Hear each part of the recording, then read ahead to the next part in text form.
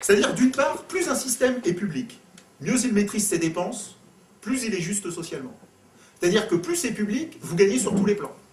À l'inverse, si c'est privé, vous perdez sur tous les plans. Voilà. Une sécurité sociale publique est toujours plus efficiente, un monopole, si vous voulez, public, est toujours plus efficient qu'un marché de l'assurance maladie privée. D'accord ? Ça, encore, c'est démontré.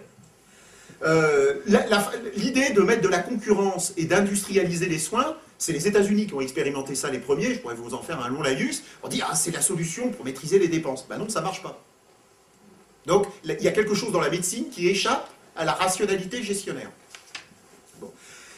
Réguler un marché, vous savez, on dit souvent maintenant, c'est un truc aussi qu'on entend beaucoup, bon écoutez, vous inquiétez pas, on va par exemple faire passer des dépenses de l'assurance maladie vers les complémentaires, vous voyez, mais vous inquiétez pas, on va réguler. Vous voyez. Alors, vous me citerez un exemple de régulation qui a fonctionné.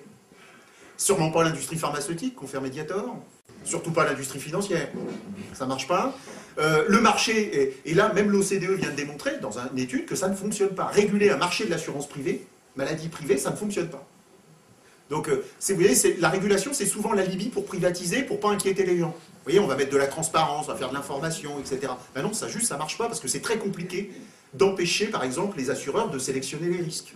Par exemple, sélectionner les bons malades, les bons clients et de ristourner aux autres. C'est leur métier, même, exactement.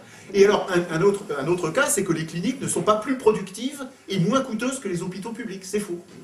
Il y a une étude de ma collègue très sérieuse, de Brigitte Dormont à Dauphine, qui a montré que, parce que vous avez eu la Fédération hospitalière privée, qui a dit qu'il y a une différence de 25% entre les coûts des cliniques et l'hôpital public. En fait, elle a démontré que c'était du pipeau.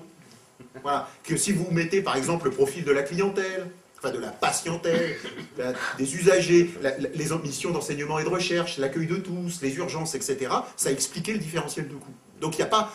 En gros, ristourner les soins hospitaliers aux cliniques, ça n'apportera pas plus de performance.